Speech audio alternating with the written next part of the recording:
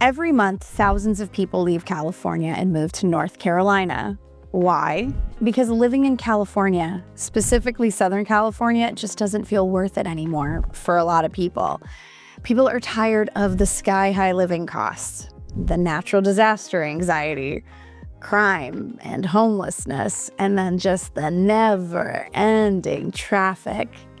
Southern California sells you a dream: Hollywood, fame, access. And for a lot of people, the reality ends up being Uber, DoorDash, and Amazon delivery. Now, I've helped a lot of people move here, and they all say the same thing: I should have done this sooner. And yeah, a lot of people still defend it. They say things like, you can always make more money. Just pick up another gig, get another job. You're paying for the weather. But you know what? People are leaving for 9 big reasons. So let's start with the first one: cost of living and taxes. In California, you don't realize how expensive life is until you leave. Every day feels like a slow leak. Gas costs more, groceries cost more, parking costs more, and you start weighing every choice. Should I even add the guacamole to my order? Can I afford that? And when that comes up, the response is usually, you know what, you can just make more money. And here's the thing: taxes make it worse. Not just income tax, higher sales tax, fees you didn't even know existed. And the cost is baked into everything. And somehow, nothing really improves. You're paying a premium price, yet you're still driving on cracked roads, you're still seeing broken systems all around you, and you're still wondering, where did the money go? And then you move to North Carolina, and things feel a little different. The sales tax, it's lower. Gas, lower. Groceries, lower. You actually get to keep more of what you earn. Housing flips the story completely. That tired $500K through $700K condo or townhome in California, which I'm gonna let you know, that's a starter home. They're often built in the early 90s, and they still need a lot of work, is new construction here. You have modern layouts, new appliances, it's move-in ready, and even driving starts to feel normal again. No anxiety at the pump, no guilt for leaving the house. Lower costs don't just change your budget, they change how your life feels. But cost isn't the only thing that people are tired of. It's what their money isn't doing for them. Political dissatisfaction. In California, the politics never really turn off. Every new law sounds inspiring. Every policy promises progress. You vote, you pay, you wait. And nothing actually gets fixed. That's what really wears people down, not the ideas, but the lack of accountability. Homelessness gets worse. Housing projects stall, and there's never a clear answer for why nothing changes. Now, in North Carolina, politics do still exist, but unless you go looking for it, it's not something that you're constantly being asked to perform. There are red counties, there are blue counties, and there are a lot of purple ones too. Most people are just living their lives, not turning every interaction into some sort of political statement. You notice politics when it matters: a tax change, a vote, a real policy decision, but not every single day. The difference alone lowers the temperature. But even if politics weren't a part of it, there's something else Californians are running out of, and that's space. Overcrowding and density. California doesn't feel crowded in the way that people expect. It feels compressed. Southern California leans heavily into dense living, apartments, condos, townhomes, and a lot of concrete. There's not a lot of green space where people actually live. Now, if you're lucky and you're in a newer building, they might have a dog park or a shared courtyard, but older developments are mostly pavement. And it's not really just density, it's noise. Engines, sirens, neighbors, constant motion. And when that comes up, the response is usually, every big city has that. Well, in North Carolina, green space is part of daily life. Parks are built into neighborhoods, trees are everywhere, and yards exist. You don't have to escape the city to breathe. And even when you do find space in California, finding a home inside of it is a whole different battle. Housing supply shortage. Finding a home in California kind of feels like a game of musical chairs. But when the music stops, there's no chairs. So demand never ends and supply barely moves. Homes disappear as soon as they're listed, multiple offers within hours. You're competing with cash buyers, investors, and people waiving everything. And when that comes up, the response is usually, it's expensive because people want to live here. But here's the thing, regulation plays a huge role. Permits take years, timelines stretch, even adding an ADU can feel impossible. And when disasters happen, rebuilding isn't quick. Permits reset, cost rises, progress stalls.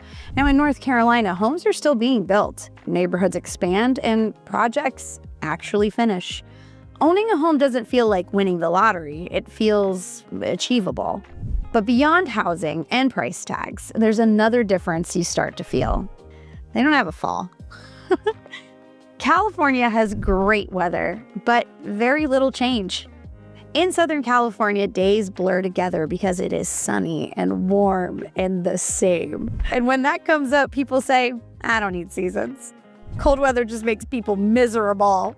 But it's not about wanting cold. It's about having something to look forward to. In North Carolina, fall feels like a shift. You got crisp mornings, leaves changing, pumpkin patches, apple orchards, haunted woods, cider, sweater weather. California gives consistency, and North Carolina kind of gives you a rhythm. And it's not just seasons. Even the way you experience nature changes. Nature disconnect. California's weather is incredible, and that can be part of the problem. Nature in Southern California is something you schedule. The beach, Runyon Canyon, Griffith Park. Beautiful, but destination-based.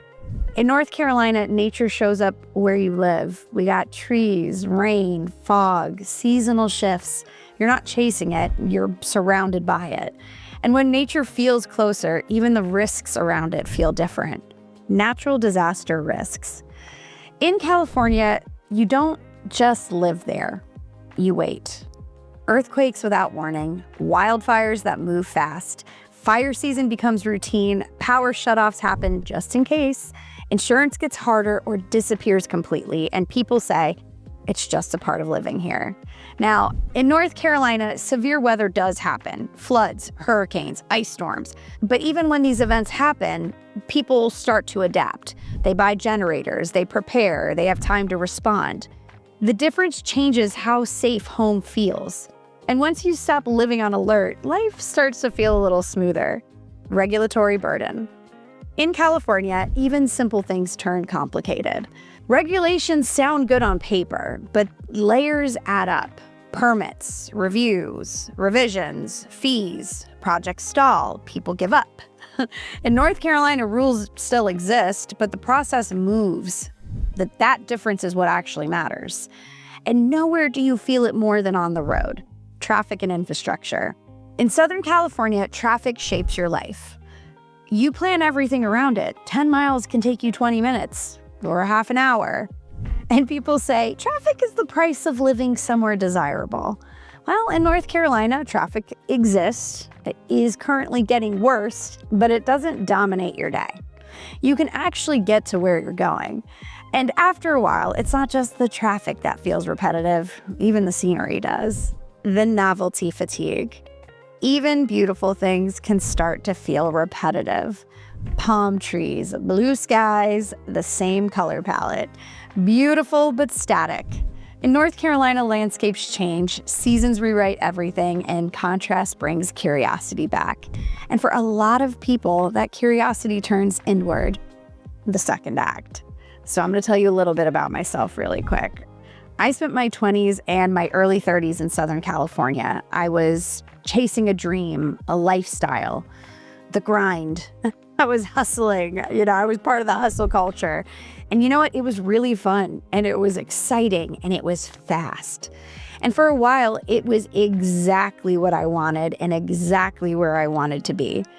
But eventually, it became exhausting and, a little bit lonely. The pandemic really forced a pause. And that's when North Carolina kind of started calling my name again.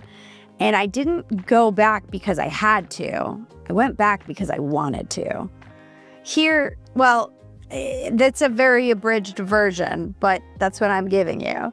Here in North Carolina, life runs at a calmer rhythm. You know, I'm busier in a way that feels really intentional. I start my day slowly with a cup of coffee and a tiny dog to cuddle. And the work doesn't really feel mandatory anymore. It feels like it's earned. I don't feel like struggling is a rite of passage. I think knowing when to pivot is actually growth. So sometimes growth isn't about starting over. It's about knowing when to pivot. About understanding when a chapter is complete and to have the confidence to close a door. And you know what? Doors aren't always endings, because the best thing about a door is that they can always be opened again. But you know what is terrible? Staying in the wrong room. Staying in the wrong room can keep you from seeing what's next. That's why I made a full video breaking down the pros and cons of living in Charlotte. It's the one you'll want to watch next. Or you can take my Southern City quiz to find out your perfect lifestyle match. All the links are in the description down below. And with that, I'm Inga Draper, your real estate bestie, and I will see you in the next one. Bye.